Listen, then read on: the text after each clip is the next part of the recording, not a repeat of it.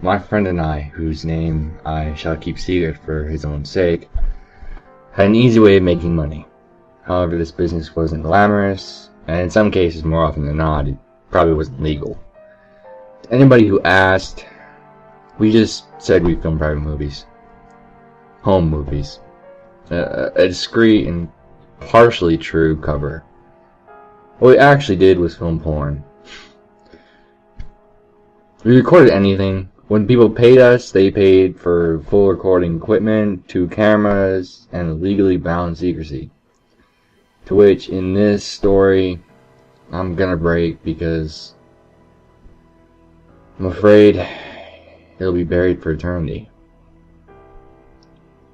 The shoot itself wasn't very important, but I shall give you a couple of details, as I assume you can figure out the rest. The basement, chains, masks, anesthetics, needles, unnamed chemicals, water, and blood. Lots of blood. The shoot was around an hour long, one of our longest shoots, and by far the most disturbing. All wearing red cloaks and white masks. Rule 1 of our business is don't ask questions, as it's none of our business, and maybe, just maybe, we don't want to know the truth, and this was certainly the case this time. We had filmed some pretty disturbing things in the past. Bondage, animals, orgies, you name it. This shoot was the most sickening thing I've ever seen. The girl was a blonde, young and very pretty, chained to a rack. I dare not say what happened to her, but the hints I'd given are adequate enough. The scariest thing was, halfway through, a smile spread across her face.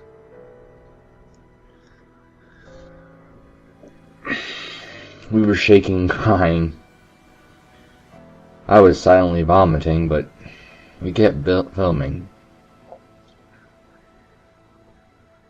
As this is one of our biggest payoffs we ever receive. $1,000 each. So we just kept filming, not stopping the unspeakable acts that happened in front of us.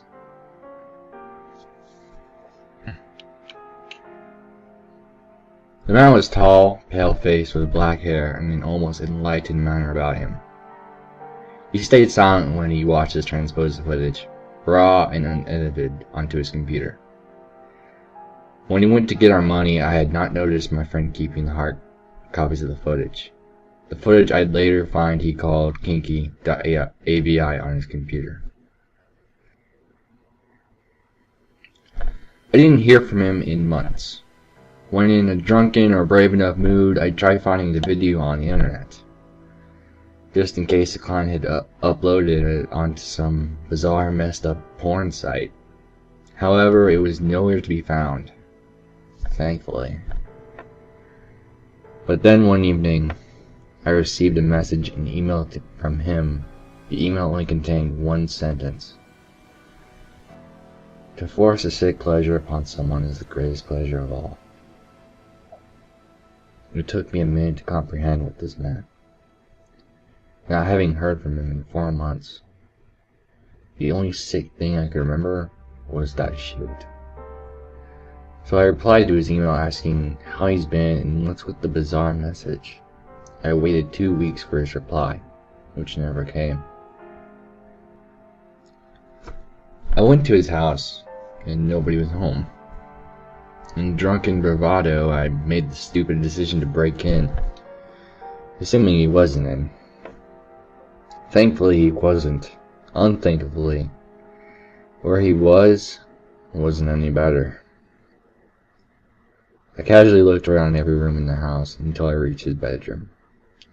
The computer was left on, showing what appeared to be a movie folder.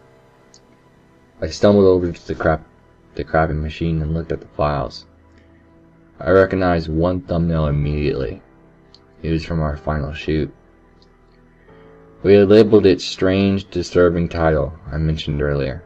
And definitely, the most disturbing thing I found was the 2 other files in his folder, both with similar thumbnails. I wondered if he had been recording without me. This was disproved by the other 2 files showing they had been recorded on a different camera in their properties, and the fact that he himself was a star in both. I skimmed through the videos in date order, from the first to the latest. I did not watch our one as I already knew how that happened. The second video was one with my friend in the same rack as the girl before. However, this time it was her, exactly the same girl in the dominant position.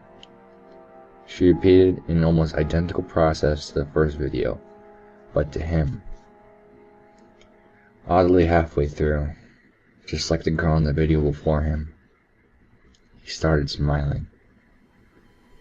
I didn't watch the video whole, as for obvious reasons. I found the subject matter of my old best friend enjoying being sexually tortured, to say the least, distressing. The final video was my friend, or should I say old friend now, with an Asian brunette on the rack. Him standing over her in a very erotic manner. The video seemed to have a pattern, as he repeated exactly the same ritual as the others, with the girl starting to creepily smile halfway through. I didn't have the gut to finish the video. I had seen enough. I felt ill. I had to go home, clean myself up and mull over these disturbing events with morbid intrigue. In the morning, I received a letter through my door. It was handwritten and had a red imprint of a kiss on it. I opened it cautiously, awaiting the potentially screwed up content inside. It was a photo of the Asian girl from the final video. It was just a casual portrait photo, like for a social networking site or something. On the white space at the back, it was written in slender red ink. I know you've seen the video of me and your friend, and you too will grow to love our sick pleasure in my hand. There are many of us. We have people in high places, so don't run. It was marked with a few kisses and the quote, "To force a sick pleasure upon someone is the greatest pleasure of all." It also said at the bottom, another curious passage, "Only in suffering may we find true enlightenment." The envelope also contains snapshots of me at the bar, breaking into his house, and one of me looking at his PC. I now fear for my fate, because if they do catch me, I'll end up like them. However, I leave this message saved on my USB flash drive in the hope someone finds it and learns the truth. It doesn't matter that my name or my friends aren't revealed. What matters is that people know about this strange self-destructive ritual that appears to be spreading from town to town. I now wait for my enlightenment, from people in red cloaks and white masks, and their sick pleasure to be forced upon me.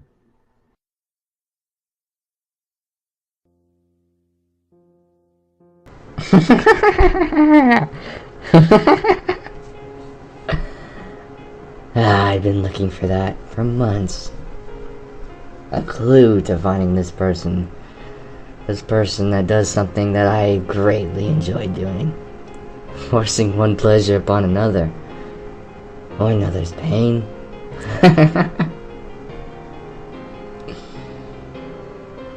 I hope you've enjoyed this as much as I have. And who knows, maybe you're next. If you are, please tell my dear friend. I would love to see him soon.